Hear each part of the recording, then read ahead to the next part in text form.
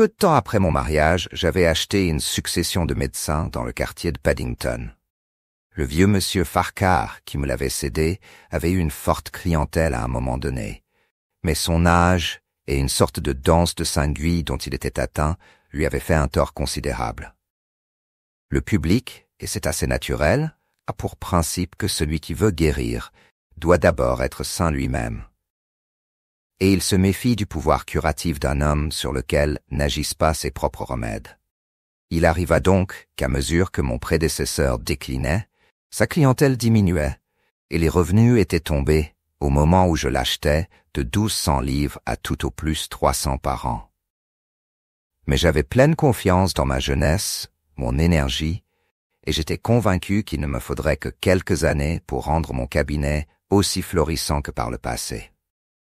Pendant les 3 premiers mois, je fus si occupé que je ne vis pas souvent mon ami Sherlock Holmes. Je n'avais matériellement pas le temps d'aller jusqu'à Baker Street, et lui n'allait jamais que là où l'appelait sa profession. Je fus donc assez surpris, un beau matin, en ouvrant après déjeuner le British Medical Journal, d'entendre le coup de sonnette accompagné des éclats de voix un peu stridents et bien connus de mon vieux camarade. « Ah, mon cher Watson, dit-il en faisant irruption chez moi, je suis enchanté de vous voir. J'espère que Madame Watson est tout à fait remise des émotions que lui a causées notre aventure de la Marque des 4. Merci, nous allons tous deux à merveille, répondis-je, en lui serrant affectueusement la main. Et j'espère aussi, continua-t-il, en s'installant sur le fauteuil à bascule, que les soucis de la pratique médicale n'ont pas entièrement détruit chez vous l'intérêt que vous preniez autrefois à nos petits problèmes de déduction. Nullement. Hier soir encore, je relisais mes notes et je classais quelques-uns de nos succès passés. Vous ne considérez pas au moins notre liste comme close. Pas le moins du monde. Je ne demande même qu'à me retrouver mêlé à de semblables aventures. Voulez-vous que ce soit aujourd'hui même? Oui, aujourd'hui, si vous voulez. Vous iriez même jusqu'à Birmingham? Certainement, si vous le désirez. Et la clientèle? Je rends à mon voisin le service de soigner la sienne lorsqu'il s'absente, et il est toujours prêt à me payer de retour. C'est parfait alors, dit Holmes en s'enfonçant dans son fauteuil et en me regardant fixement à travers ses paupières mi-closes. Je m'aperçois que vous avez été un peu souffrant dernièrement. Les rhumes d'été sont toujours fatigants. J'ai dû garder la maison la semaine dernière pendant 3 jours à cause d'un gros refroidissement. Mais je croyais qu'il n'en restait plus trace. Il n'en reste aucune. Vous avez l'air de vous porter admirablement. Alors, comment le savez-vous? Mon cher ami, vous connaissez ma méthode. C'est par déduction alors? Certainement. Et quels ont été vos indices? Vos pantoufles. Je jetai un regard sur les souliers vernis neufs que je portais. Comment diable? Commençai-je, mais Holmes répondit à ma question avant qu'elle ne fût posée. Vos pantoufles sont neuves, dit-il. Vous ne pouvez pas les avoir depuis plus de quelques semaines. Or les semelles que vous tournez vers moi en ce moment sont légèrement racornies. Un instant, j'ai cru qu'elles avaient pu être mouillées et brûlées en séchant. Mais près du coup de pied, j'aperçois une petite étiquette portant les hiéroglyphes du marchand. L'humidité l'aurait sûrement décollé. Donc vous aviez dû vous chauffer les pieds, chose peu commune, en pleine santé, au mois de juin, même avec l'humidité que nous avons. Comme toujours, le raisonnement d'Holmes, une fois expliqué, paraissait d'une simplicité enfantine.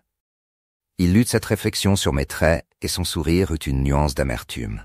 « Je crois que je me déprécie quand j'explique, dit-il. Les résultats, sans les causes, font beaucoup plus d'effet. Alors, vous êtes prêt à me suivre à Birmingham? Certainement. De quoi s'agit-il? On vous le dira dans le train. Mon client m'attend dans un fiacre. Pouvez-vous venir tout de suite? Dans un instant. Je griffonnai en hâte un mot pour mon voisin, je courus au premier informer ma femme de mon départ, et je rejoignis Holmes à la porte. Votre voisin est médecin? Dit-il en regardant la plaque de cuivre. Oui, il a acheté une clientèle, comme moi. Une vieille clientèle? Comme la mienne. Les 2 cabinets existent depuis la construction de la maison. Ah, alors vous avez la meilleure des 2. Je le crois. Mais comment le savez-vous? Par les marches, mon garçon. Les vôtres sont usées de 3 pouces de plus que les siennes. Mais ce monsieur qui est dans la voiture est monsieur Hall Pycroft, mon client. Permettez-moi de vous présenter à lui. Un peu plus vite, cocher, nous avons juste le temps d'attraper notre train. L'homme en face duquel je me trouvais était un jeune homme bien tourné, au teint frais, à la figure franche et honnête, agrémentée d'une petite moustache blonde frisée. Il portait un chapeau haut de forme au reflet irréprochable.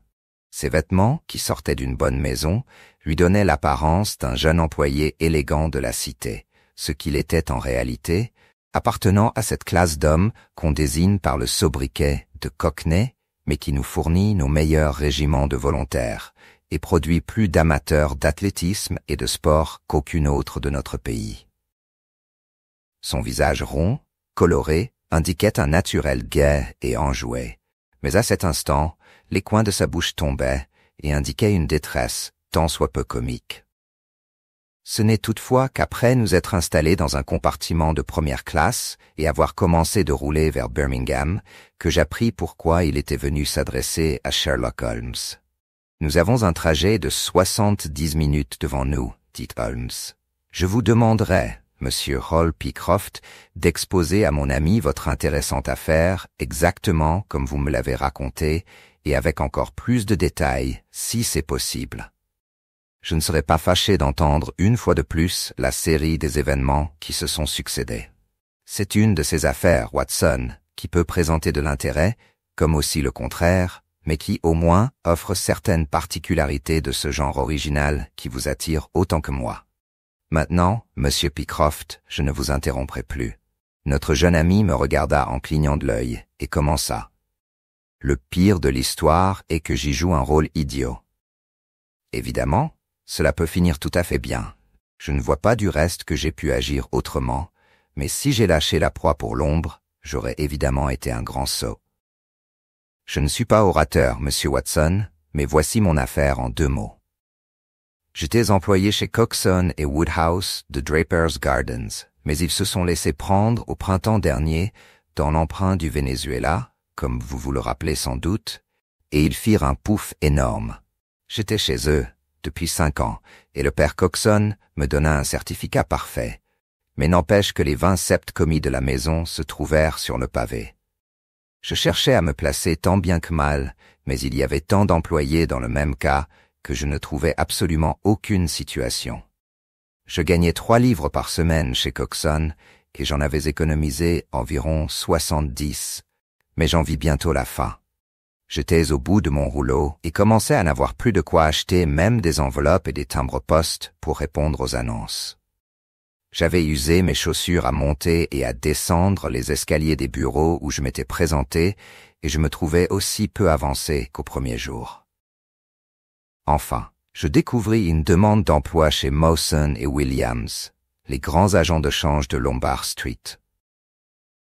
Je suppose que le monde de la bourse n'est pas tout à fait dans vos cordes, mais je puis vous assurer que c'est à peu près la plus grosse maison de Londres. On ne devait répondre à l'annonce que par lettre. J'envoyais mes certificats et ma demande, mais sans grand espoir. Par retour du courrier, on me répondait que si je voulais venir le lundi suivant, je pourrais prendre mon service sur l'heure, pourvu que mon aspect fût satisfaisant. Personne ne sait comment ces choses-là s'arrangent. On prétend que le directeur puise dans le tas et prend la première lettre qui se présente. De toute façon, mon tour était venu cette fois, et je n'ai jamais été plus heureux de ma vie. On m'offrait 1 livre de plus par semaine que chez Coxon pour un travail à peu près identique. Et maintenant j'arrive à la partie bizarre de l'affaire. J'habitais en Garni, du côté de Hampstead, 17 Potter's Terrace. Je fumais tranquillement, le soir de ce même jour où je venais de trouver une place, quand arrive ma propriétaire avec une carte au nom de monsieur Arthur Piner, agent financier. Je ne connaissais pas cet individu et je ne pouvais m'imaginer le but de sa visite, mais cependant je dis à la femme de faire entrer ce visiteur. C'était un homme de taille moyenne, cheveux noirs, yeux noirs, barbe noire, le nez légèrement allumé. Il était vif et parlait rapidement comme un homme qui connaît la valeur du temps. « Monsieur Hall Pycroft, je pense ?» dit-il. « Oui, monsieur, répondis-je, en lui avançant une chaise. »« Dernièrement chez Coxon et Woodhouse ?»« Oui, monsieur. »« Et maintenant chez Mawson ?» Parfaitement. Bien, dit-il. Voici, j'ai entendu dire des choses extraordinaires sur votre capacité financière. Vous vous rappelez Parker qui était chef de bureau chez Coxon? Il ne tarissait pas en éloges sur vous. Je fus flatté du compliment. J'avais toujours passé au bureau pour un des meilleurs employés, mais je ne m'imaginais pourtant pas être devenu célèbre dans la cité. « Vous avez une bonne mémoire ?» dit-il. « Assez bonne ?» répondis-je modestement. « Êtes-vous resté en contact avec le marché depuis que vous n'avez plus de place ?»« Oui, je lis les cours de la bourse tous les matins. »« Ah, cela montre une vraie vocation. Voilà comment on arrive. Vous me permettez de vous pousser une colle, voulez-vous ?»« Voyons, que font les Ayrshire ?»« 105 à 105 un quart. Et les consolidés de la Nouvelle-Zélande? 104. Et les British Broken Hills? 7 à 7 et demi. Admirable, s'écria-t-il en levant les mains. Cela confirme tout ce que j'ai entendu dire. Mon ami, vous valez beaucoup trop pour être commis chez Mawson. Cette sortie m'étonna un peu, comme vous pouvez le penser. Mais, lui dis-je, tout le monde ne semble pas avoir une bonne opinion de moi, Monsieur Piner. J'ai eu bien de la peine à trouver cette place et suis joliment content de l'avoir. Peu, mon ami, vous êtes à 100 pieds au-dessus de cela. Vous n'êtes pas là dans votre sphère. Écoutez, je vais vous dire mon idée. Ce que j'ai à vous offrir est peu de choses comparé à votre capacité, mais comparé à ce que vous donne Mawson, c'est le jour et la nuit. Voyons, quand devez-vous entrer chez lui? Ah, je crois que je ferais bien un petit pari que vous n'y entrerez jamais.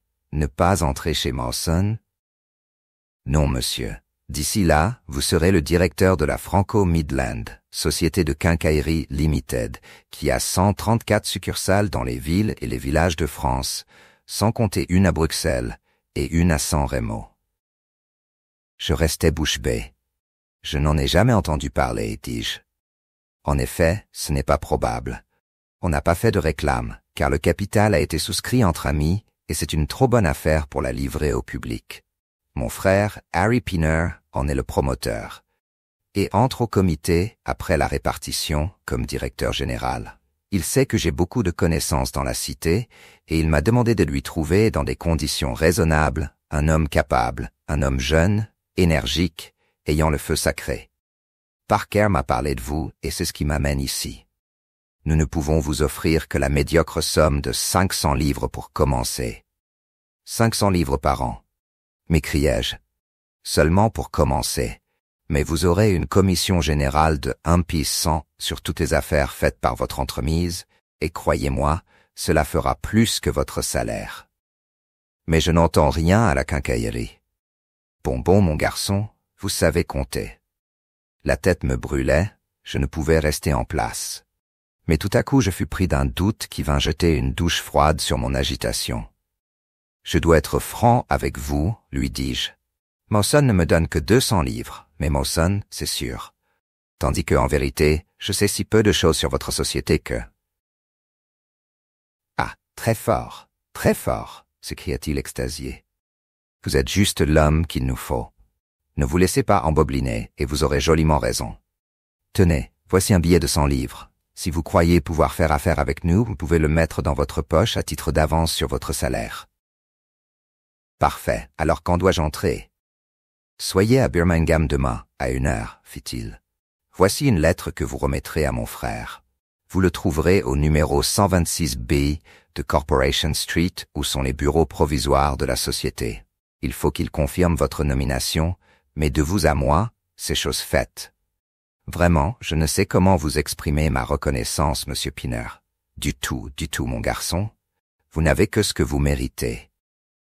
Il reste 1 ou 2 détails de pure forme à régler. Vous avez du papier là?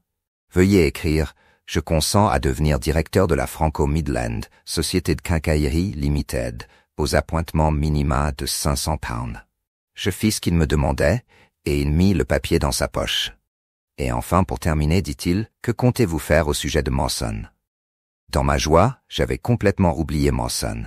Je vais en envoyer ma démission. C'est justement ce que je désire que vous ne fassiez pas.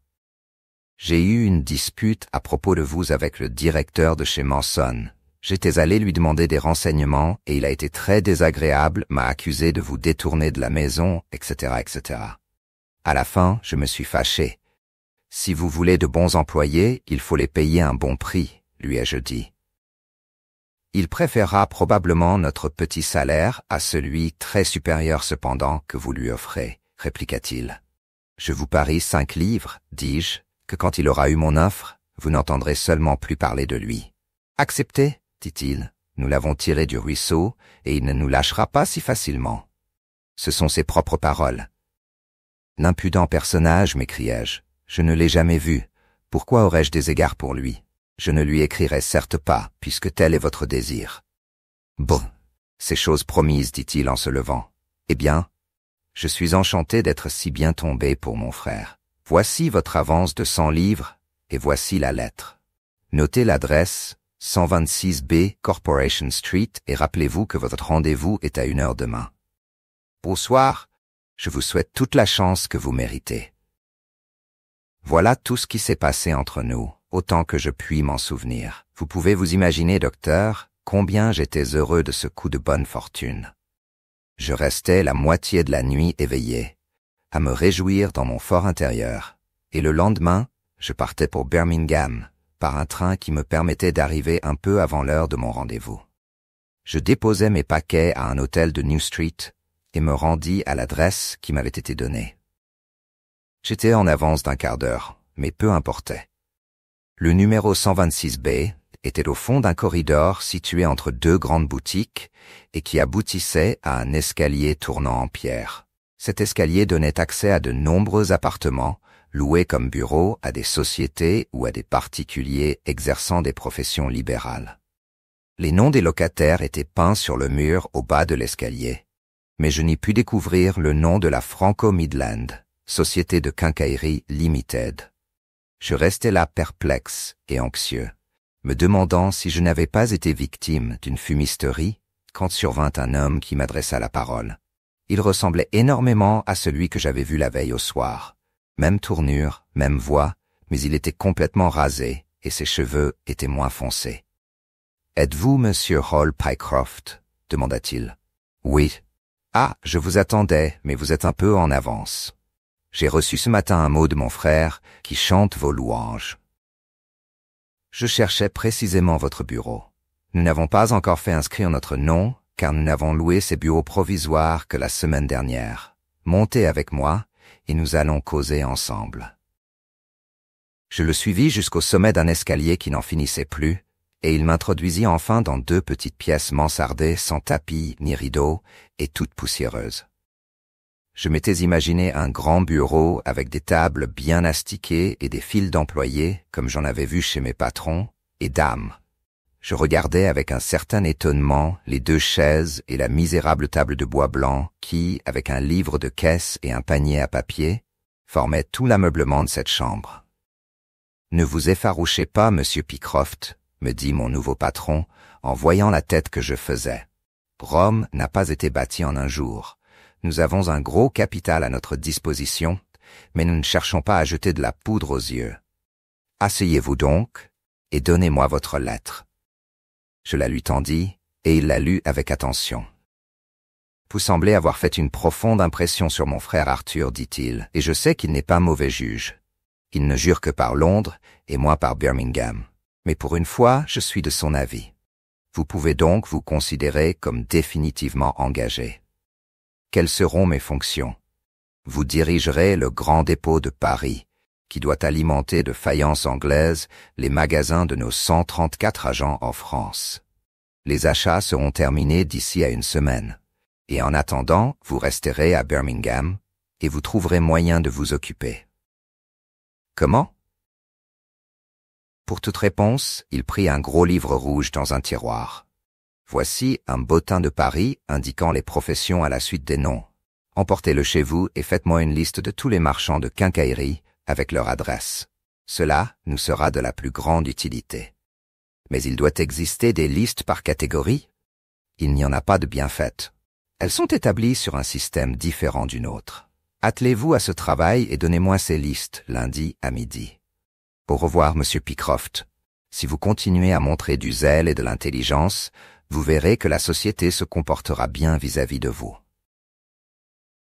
Je rentrais à mon hôtel, le gros livre sous le bras, en proie à tout un conflit de sentiments. D'un côté, j'étais définitivement engagé, et j'avais 100 livres dans ma poche. Mais de l'autre, l'aspect du bureau, l'absence de nom sur le mur, et d'autres détails qui étaient faits pour étonner un homme habitué aux affaires, me donnaient une fâcheuse impression sur la position de mes chefs. Enfin, quoi qu'il pût arriver, j'avais mon argent. Je me mis donc résolument au travail. J'y consacrais tout mon dimanche, et cependant, le lundi, je n'en étais encore qu'à l'âche. Je retournai voir mon chef, et le trouvai dans les mêmes pièces dénudées. Il me dit de continuer jusqu'à mercredi, et de revenir ensuite. Mercredi, je n'avais pas encore fini, et j'en eus jusqu'au vendredi, c'est-à-dire hier. Alors, j'apportai mon travail à Monsieur Harry Pinner. « Je vous remercie infiniment, dit-il. Je crains de n'avoir pas tout d'abord suffisamment apprécié ce travail. Il me sera extrêmement utile. » Il m'a pris beaucoup de temps, dis-je. Cela fait, je vous demande cette fois une liste des maisons d'ameublement, car elles vendent toutes de la faïence. Très bien. Venez demain soir à 7 heures, et dites-moi comment cela marche. Ne vous éreintez pas. Une couple d'heures au Days Music Hall, dans la soirée, ne vous fera pas de mal. Après tout ce travail, ajouta-t-il en riant, et je m'aperçus alors que sa deuxième dent à gauche était assez mal horrifiée. Cela m'impressionna fâcheusement. Sherlock Holmes se frottait les mains joyeusement, et moi, je regardais notre client avec stupeur. « Vous pouvez paraître surpris, docteur, » dit ce dernier, « mais voici la chose. En causant avec l'autre individu à Londres, j'avais remarqué, quand il avait ri, parce que je renonçais à entrer chez Mawson, qu'il avait cette même dent horrifiée de la même façon. Le poli de l'or m'avait sauté aux yeux dans les deux cas. Et lorsque je rapprochais cette observation de la similitude de voix et de la tournure, lorsque je m'aperçus que les dissemblances pouvaient être dues à un coup de rasoir et à une perruque, je ne doutais plus d'avoir affaire à la même personne. On peut s'attendre à trouver une grande ressemblance entre deux frères, mais pas au point d'avoir la même dent horrifiée de la même façon. Il me dit au revoir, et je me trouvais dans la rue, ne sachant guère si je marchais sur la tête ou sur les pieds. Je rentrais à l'hôtel, me plongeais la tête dans l'eau froide et tâchais de réfléchir. Pourquoi m'avait-il envoyé de Londres à Birmingham? Pourquoi y était-il arrivé avant moi? Et pourquoi s'était-il écrit une lettre à lui-même? Tout cela était trop fort pour moi, et je n'y trouvais aucune explication. Tout d'un coup, l'idée me vint que ce qui est si obscur pour moi pouvait être très clair pour Monsieur Sherlock Holmes. J'avais juste le temps de gagner Londres par le train de nuit, de le voir ce matin, et de le ramener avec moi à Birmingham. Il se fit un silence après cet étrange récit. Puis Sherlock Holmes me regarda du coin de l'œil. En se renversant sur les coussins, avec cet air satisfait et légèrement ironique d'un connaisseur qui déguste son premier verre de vin de la comète. « Pas mal, hein, Watson ?» dit-il. « Il y a là des détails qui me plaisent. M'est avis qu'un entretien avec Monsieur Arthur Henry Pinner, dans les bureaux provisoires de la Franco-Midland Compagnie de Quincaillerie Limited, aurait pour nous deux un certain intérêt. » Mais comment arranger cela? « Oh, c'est bien facile, » répliqua Hall Pycroft. « Vous êtes deux de mes amis à la recherche d'une place, et quoi de plus naturel que de venir avec moi voir le directeur général? » « Évidemment, c'est tout à fait juste, » approuva Holmes. « J'aimerais voir ce gentleman et découvrir son jeu. Quelle qualité avez-vous donc, mon jeune ami, pour que vos services soient si précieux? Ou bien serait-il possible que... » Il se mit à se mordre les ongles et à regarder fixement à travers les vitres. Bref, nous ne pûmes plus rien tirer de lui jusqu'à notre arrivée à New Street. 7 heures du soir sonnaient quand nous débouchâmes tous les trois dans Corporation Street, en route pour les bureaux de la société. Cela ne servirait à rien d'arriver avant l'heure, dit notre client. Notre personnage ne vient évidemment là que pour moi, car le bureau est désert jusqu'à l'heure qu'il m'indique. C'est suggestif, dit Holmes. Parbleu, je vous l'avais bien dit, s'écria le commis. Le voilà qui marche devant nous. L'homme qu'il nous désignait, marchant sur le trottoir opposé, était petit, blond, bien vêtu. Tandis que nous l'examinions, il aperçut un gamin qui criait la dernière édition d'un journal du soir, et traversant la rue au milieu des fiacres et des omnibus, il lui acheta un numéro. Puis, il disparut dans une porte. « Le voilà entré !» s'écria Hall Pycroft. « C'est là qu'est le bureau de la société.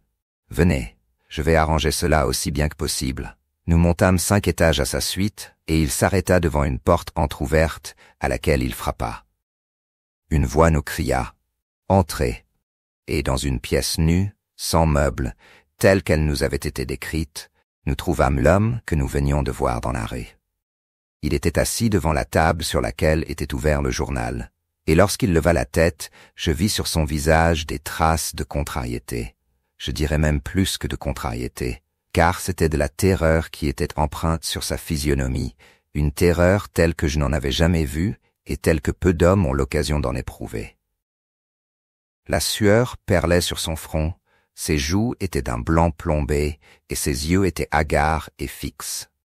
Il regardait son commis comme s'il ne le connaissait pas, et je voyais à l'étonnement de celui-ci que ce n'était pas là l'aspect habituel de son chef. « Vous n'avez pas l'air bien, monsieur Pinner » s'écria-t-il. « Oui, je ne me sens pas à mon aise, répondit-il, avec des efforts évidents pour se maîtriser et en humectant ses lèvres desséchées avant de parler. « Qui sont ces messieurs que vous avez amenés? » L'un est monsieur Harris de Bermondsey et l'autre monsieur Price de cette ville, répondit sans hésitation notre commis.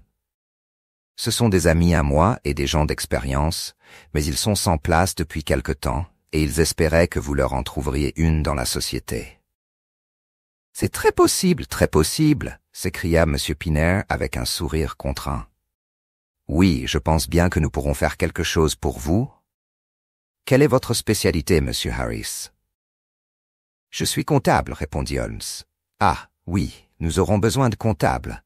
Et vous, monsieur Price? »« Expéditionnaire. J'ai la ferme confiance qu'on vous trouvera un emploi. Je vous le ferai savoir dès que ce sera décidé. Et maintenant, je vous demanderai de vouloir bien vous retirer. Pour l'amour du ciel, laissez-moi seul. » Ces derniers mots lui échappèrent, comme si sa volonté faiblissait tout à coup. Nous nous jetâmes un coup d'œil, Holmes et moi, tandis que Hall Pycroft avançait d'un pas vers la table.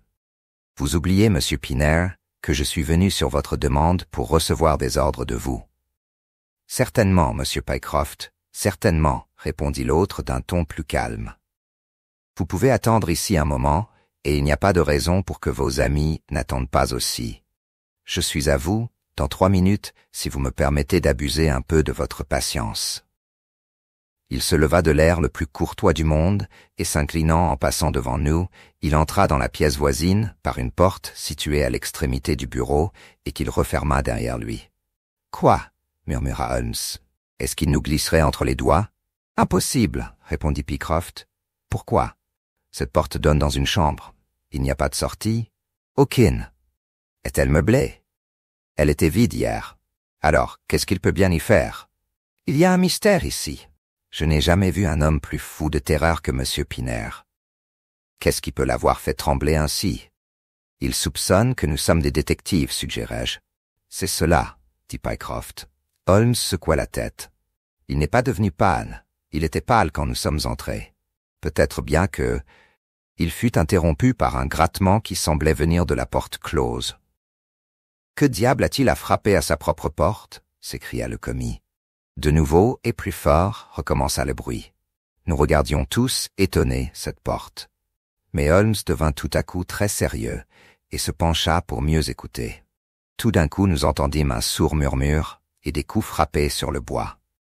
Holmes se jeta violemment contre la porte. Elle était fermée en dedans.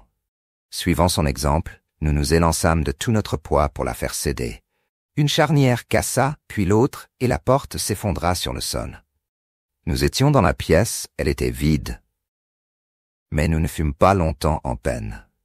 Dans un coin, le coin le plus rapproché du bureau que nous venions de quitter, se trouvait une autre porte. Holmes se précipita dessus et l'ouvrit. Par terre, une veste et un gilet, et, à un crochet planté derrière la porte, ses propres bretelles autour du cou, pendait le directeur général de la Franco-Midland, compagnie de quincaillerie. Ses genoux étaient repliés, sa tête faisait un angle affreux avec son corps. et ses coups de talon contre la cloison avaient produit le bruit qui avait interrompu notre conversation. Immédiatement, je le saisis par la taille pour le soulever, tandis que Holmes et Pycroft dénouaient les bandes élastiques qui étaient entrées dans les plis de sa peau devenue livide. Nous le transportâmes dans l'autre pièce et il était là étendu, devant nous, la face couleur d'ardoise, les lèvres violettes et boursouflées, tremblotant à son propre souffle, la triste ruine enfin de l'homme bien portant qu'il était 5 minutes auparavant. « Comment le trouvez-vous, Watson ?» me demanda Holmes. Je me penchai sur lui et l'examinai. Son pouls était faible et intermittent, mais sa respiration devenait plus longue, et ses paupières légèrement tremblantes laissaient apercevoir un peu du blanc de l'œil. « Il a été à un doigt de la mort, répondis-je, mais il est sauvé maintenant. Ouvrez donc la fenêtre et passez-moi la carafe. » Je défis son cône, lui versai de l'eau fraîche sur la figure et fis manœuvrer ses bras jusqu'à ce qu'il eût une respiration normale. « Ce n'est plus qu'une question de temps, » dis-je en me relevant. Holmes, debout près de la table, avait les mains enfoncées dans ses poches et la tête baissée. « Nous devrions faire venir les gens de la police, dit-il, et pourtant, j'avoue que je préfère leur présenter à leur arrivée tous les éléments de l'affaire. »« C'est pour moi un mystère, » s'écria Pycroft en se grattant la tête. « Pourquoi avait-il besoin de me faire venir de si loin? Et ensuite, paix. »« Tout cela est assez clair, » interrompit Holmes avec impatience. « C'est ce dénouement subit qu'il est moi. Vous comprenez donc le reste? Cela me paraît assez évident. Qu'en dites-vous, Watson? » « Je dois avouer que je ne suis pas bien fixé, » dis-je en haussant les épaules. « Non, vraiment? Mais si vous reprenez les choses au commencement, il ne peut y avoir qu'une solution. »« Laquelle? » « Eh bien, tout roule sur 2 points. Le premier est d'avoir fait écrire à Pycroft la déclaration qu'il consentait à entrer dans cette société bizarre. Ne voyez-vous pas combien ceci est suggestif? Non, je ne saisis pas. Allons. Pourquoi la leur fallait-il, cette déclaration? Ce n'est pas au point de vue à faire, car les conditions se font plus souvent verbalement, et il n'y avait aucune raison sérieuse pour faire exception à cette règle. Ne voyez-vous pas, mon jeune ami, qu'ils avaient un grand intérêt à obtenir un spécimen de votre écriture, et qu'ils n'avaient pas d'autre moyen de l'avoir? Et pourquoi? Justement. Parce quoi? Quand nous aurons répondu à cette question, notre problème sera bien près d'être résolu. Pourquoi? Il ne peut y avoir qu'une raison plausible.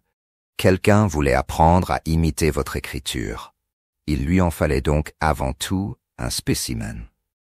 Et maintenant, si nous passons au second point, nous constatons qu'il ne fait que confirmer le premier. Ce point est la requête que vous fit Pinner de ne pas envoyer votre démission, mais de laisser le directeur de cette importante maison dans la certitude qu'un certain Hall Pycroft, qu'il n'avait jamais vu, viendrait à son bureau le lundi matin. « Mon Dieu !» s'écria notre client, « quel imbécile j'ai été ! Vous comprenez maintenant le pourquoi de l'écriture. Supposez que quelqu'un soit arrivé avec une écriture complètement différente de celle avec laquelle vous aviez fait votre demande. La mèche aurait été éventée. Mais dans l'intervalle, le gredin avait appris à vous imiter, et sa position alors était sûre, car je présume que personne dans le bureau ne vous avait jamais vu. Pas une âme. Très bien. Évidemment, il était de la plus extrême importance de vous empêcher de revenir sur votre décision, et aussi de vous éviter tout contact avec qui que ce fût, pouvant certifier que votre double était installé chez Mawson. On vous donna donc une jolie avance sur vos appointements, et on vous expédia dans le Midland, et là on vous donna assez de travail pour vous empêcher d'aller à Londres, où vous auriez pu découvrir la supercherie. Tout cela est très simple. Mais pourquoi cet homme a-t-il prétendu être son propre frère? Oh, c'est également très clair. Il est certain qu'ils ne sont que 2 là-dedans. L'autre joue votre personnage au bureau. Celui-ci vous engagea, et puis trouva qu'il ne pouvait vous donner un patron qu'en mettant une 3e personne dans le complot, ce qui ne pouvait lui convenir. Il changea son apparence du mieux qu'il put, et conta que la ressemblance que vous ne pourriez manquer d'observer serait attribuée à un air de famille. Sans le hasard heureux de la dent horrifiée, vos soupçons n'auraient probablement jamais été éveillés. Hall Pycroft agita ses poings fermés. « Seigneur !» s'écria-t-il pendant qu'on se jouait de moi ainsi, qu'aura fait cet autre Hall Pycroft chez Mawson. Et maintenant, monsieur Holmes, à quoi nous résoudre? Que me conseillez-vous? Il faut télégraphier à Mawson. Il ferme à midi le samedi. Cela ne fait rien, il peut y avoir un gardien ou un concierge. Oh oui, ils ont un gardien permanent à cause de l'importance des dépôts qu'ils reçoivent. Je me rappelle l'avoir entendu dire dans la cité. Très bien, nous allons lui télégraphier et savoir si tout va bien et s'il y a au bureau un commis de votre nom. Tout cela est parfait, mais ce que je ne m'explique pas, c'est pourquoi, à notre vue, un des gredins s'est pendu derrière la porte. Le journal, gémit une voix rauque derrière nous. L'homme s'était mis sur son séant, il était pâle et hagard, mais la raison commençait à lui revenir, et ses mains frottaient nerveusement la large bande rouge qui marquait son cou. Le journal. Parbleu, s'écria Holmes au comble de l'agitation. Quel idiot j'ai été. Je pensais tellement à notre visite que l'idée du journal ne m'est jamais venue. Le secret est sûrement là. Il l'étendit sur la table, et un cri de triomphe sortit de ses lèvres. Regardez, Watson, c'est un journal de Londres, une des premières éditions de l'Evening Star. Voici ce que nous cherchons. Voyez les manchettes. Crime dans la cité. Meurtre chez Mawson et Williams. Gigantesque tentative de vol. Arrestation du coupable. Tenez, Watson, nous sommes tous aussi pressés d'en connaître les détails. Veuillez donc en faire la lecture à haute voix. D'après la place donnée dans le journal à cette nouvelle, il était évident que c'était à Londres l'événement du jour. Voici ce que disait le journal. Une audacieuse tentative de vol, accompagnée d'assassinat et suivie de la capture du criminel, a été commise cet après-midi dans la cité. Depuis quelque temps, Mawson et Williams, les agents de change bien connus, ont en dépôt des valeurs s'élevant ensemble à beaucoup plus d'1 million de livres sterling. En raison de cette lourde responsabilité, dont il sentait tout le poids, le directeur avait fait l'achat de coffres-forts du système le plus perfectionné, et un gardien armé restait nuit et jour dans les bâtiments. Il paraît que la semaine dernière, un nouveau commis, appelé Hall Pycroft, avait été engagé. Il n'était autre que Beddington, le fameux faussaire et cambrioleur qui, avec son frère, avait tout récemment purgé une condamnation à 5 années de prison. Par une manœuvre encore mal définie, il était parvenu à obtenir, sous un faux nom, cette place dans les bureaux, position qui lui a permis de se procurer les empreintes des différentes clés et de connaître la pièce où se trouvent les coffres-forts avec leurs positions respectives. Les commis partent toujours de chez Mawson à midi, le samedi. Le sergent Tusson de la police de la cité fut donc assez surpris de voir un individu portant un sac de voyage en sortir à 1h20. Ses soupçons ainsi éveillés, il suivit l'homme et, aidé de l'agent de police Pollock, réussit, malgré une résistance désespérée, à l'arrêter. On constata aussitôt un vol d'une audace et d'une importance incroyables. Près de 100 000 livres en actions de chemin de fer américains et en valeurs minières et valeurs d'autres compagnies furent trouvés dans le sac. L'examen des bureaux amena la découverte du cadavre du malheureux gardien, replié sur lui-même et fourré dans le plus grand des coffres-forts, où on ne l'aurait trouvé que lundi prochain sans l'intelligente initiative du sergent Tusson. La victime avait eu le crâne brisé par un coup de tisonnier donné par derrière. Il n'est pas douteux que Beddington ne soit rentré sous le prétexte d'avoir oublié quelque chose, et qu'après avoir tué le gardien, il ait vidé le coffre-fort, s'enfuyant ensuite avec son butin. Son frère, qui généralement lui sert de complice, ne paraît pas avoir joué de rôle dans l'affaire, autant qu'on en peut juger jusqu'à présent, mais la police le recherche avec activité. Eh bien, nous pouvons lui épargner cette peine, dit Holmes en regardant la misérable loque étendue près de la fenêtre. La nature humaine est un bizarre mélange, Watson. Vous voyez qu'un scélérat et un assassin peut inspirer à son frère une affection telle que celui-ci cherche à se suicider en apprenant que l'autre va être pendu. Enfin, nous n'avons pas deux voies à suivre. Le docteur et moi nous resterons de garde ici, et vous, monsieur Pycroft, vous aurez la bonté d'aller prévenir la police.